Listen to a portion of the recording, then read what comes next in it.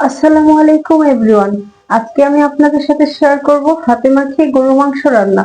মজাদার একটা গরুর মাংসের ভুনা রেসিপি। আর এই মাংসটা আমি রান্না করেছি সম্পূর্ণ হাতে মাখিয়ে। কষিয়ে রান্না করার চেয়ে হাতে মাখিয়ে মাংস রান্নার টেস্টটা কিন্তু ভালো হয়। হাতে মাখিয়ে একবার হলেও রান্না করার ট্রাই করবেন। আমি যে পাতিলে রান্না করব সরাসরি সেই পাতিলে মাংসটা নিয়ে নিচ্ছি। মাংসটাকে আমি রেগুলার সাইজ মানে রান্নার সাইজ করে ছোট ছোট করে কেটে নিয়েছি। আমি এখানে মাংসের সাথে কিছু হাড় নিয়েছি। ঈদের দিনে খালি মাংস খাওয়া হয়, তাই হাড় সহ খেতে ভালো লাগে। এখানে আমি 2 কেজি পরিমাণ মাংস নিয়েছি। মাংসটাকে ম্যারিনেট করার জন্য দিয়ে দিচ্ছি 1 কাপ পরিমাণ পেঁয়াজ কুচি। পেঁয়াজগুলো সকাল থেকে ধুয়ে কেটে রেখে দিয়েছিলাম, কারণ পেঁয়াজ কাটা আমার খুব ঝামেলা, খুব চোখে পানি চলে আসে। এখন দিয়ে দিব পরিমাণ মতো লবণ। আগে আমি রান্নায় লবণের পরিমাণ একদমই বুঝতাম না, সবসময় লবণ বেশি না হয় কম দিয়ে দিতাম। এখন অনুমান করেই লবণ দিতে পারি, সেটা সমান সমান হয়।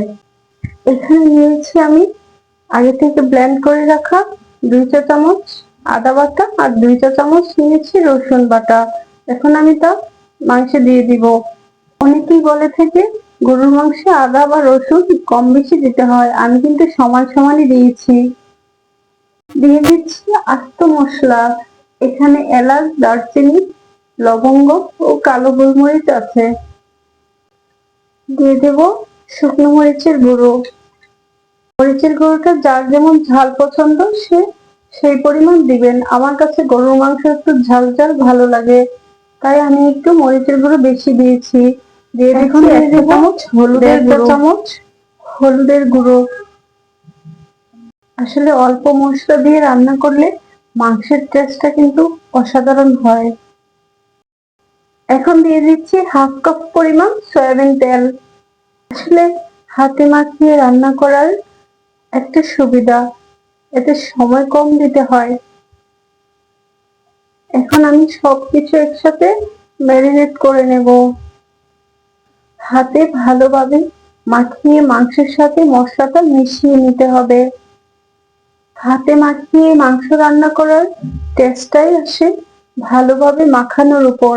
একটু সময় নিয়ে ভালোভাবে মাংসটাকে মিশিয়ে নিতে হবে মশলার সঙ্গে। মাখানোতেই এত সুন্দর ঘ্রাণ আসতেছে আর দেখতে তো ভালো লাগছে, মনে হচ্ছে যেন অর্ধেক রান্না এখানেই হয়ে গেছে। মাংসটা আমার ভালোভাবে মাখানো হয়ে গেছে। এখন মশলার হাতটা ধুয়ে একটু পানি দিয়ে দিব। আর কোনো পানি অ্যাড করব না, মাংস থেকে যা পানি উঠবে আর এইটুকুতেই যথেষ্ট। চলুন চলে যাই চুলার রান্নায়। এখন আমি চুলায় বসিয়ে ঢেকে মিডিয়াম আঁচে রান্না করে নেব 30 মিনিট। ফিরে এসেছি 30 মিনিট পর। নেড়ে চেড়ে দিয়ে আবারও ঢেকে বসিয়ে দেব। মাঝে মাঝেই ঢাকনা উঠিয়ে মাংসটা নেড়ে দিতে হবে, যেন মশলা লেগে না যায়। গরুর মাংস সিদ্ধ হতে একটু সময় লাগে, আর হাড় সহ মাংসটা একটু বেশি সময় নিয়ে ভালোভাবে সিদ্ধ করে নিতে হয়। মাংসটা প্রায় সিদ্ধ হয়ে গেছে। এখন দিয়ে দিচ্ছি গরম মশলার গুঁড়া 1 টেবিল চামচ। গরম মশলার গুঁড়াটা দিয়ে ভালোভাবে মিশিয়ে নিতে হবে। মিশিয়ে নিয়ে কিছুক্ষণ রান্না করলেই হয়ে যাবে। এখন হয়ে গেছে আমার হাতে মাখানো গরুর মাংসের ভুনা। এখন আমি কয়েকটা কাঁচামরিচ দিয়ে দিলাম। দেখুন মাংস রান্নাটা কত মাখা মাখা হয়েছে, দেখতে যেমন সুন্দর, খেতেও কিন্তু দারুণ। আর এই মাংস ভুনাটা কিন্তু ভাত কিংবা রুটির সাথে কিংবা খালি খেতেও অসাধারণ লাগে। রেসিপিটা কেমন লেগেছে অবশ্যই কমেন্টে জানাবেন। দেখা হবে পরের কোনো রেসিপি নিয়ে। ভালো থাকেন, সুস্থ থাকেন। আল্লাহ হাফেজ।